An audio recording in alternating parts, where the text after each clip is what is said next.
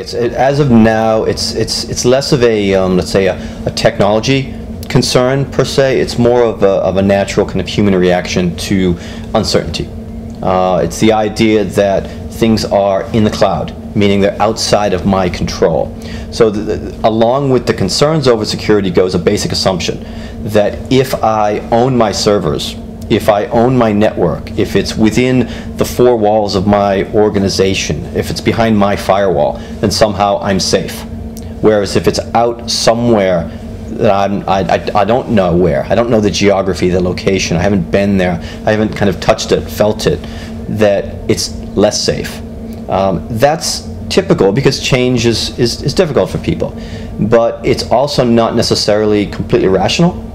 And the truth is, cloud providers, software as a service providers, but also infrastructure providers, whether it's Google or Amazon or Microsoft or IBM or Salesforce or any of these providers, part of their core value proposition is ensuring that their services are not only accessible but are secure. So in effect, they are experts at security. They have to be, because me as a consumer, I can audit them and make sure that their security policies, approaches, technologies meet my criteria, my standards that I'd have set.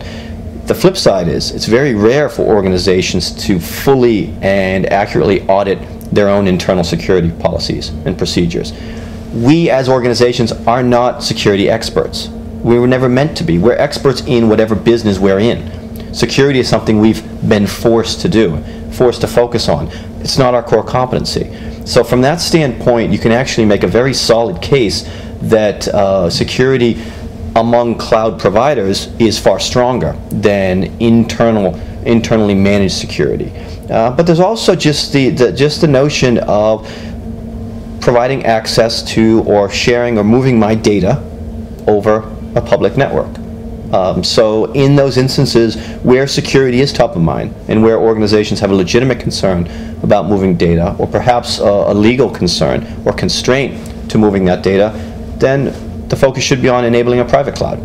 And there's no certainly assumption, certainly not on Springboard's part, that all cloud must be public. Well, I guess it depends on who you talk to, because most, I suppose, organizations would have a different understanding of what people's IT needs actually are. In my view, the reality is that cloud is indicative of a bigger trend, which is the overall industrialization of IT. It's a recognition that much of what we've focused on in the past, much of what we've invested on, is ultimately it's infrastructure. And by infrastructure, ultimately, I mean it's plumbing. Much like electricity, you know, the underlying power generators, underlying grids, it's not something I, as a business or as a consumer, think about. I plug into the wall, I get power. IT is moving in that same direction. I start up my device, not necessarily a PC, not a laptop, but a device. I access a browser. Through the browser, I access what I need. Everything below that point is commoditizing, or at least standardizing. So the question becomes, what do what do organizations need in terms of IT? And therefore, does it even make sense for someone to aspire to being a one-stop shop? Probably the closest right now would be Oracle, as a result of the Sun acquisition, because they've now have everything, including hardware, which they didn't previously have as a software company. So from hardware, the basic infrastructure, through to the software, but also through to cloud-based solutions and SaaS-based solutions.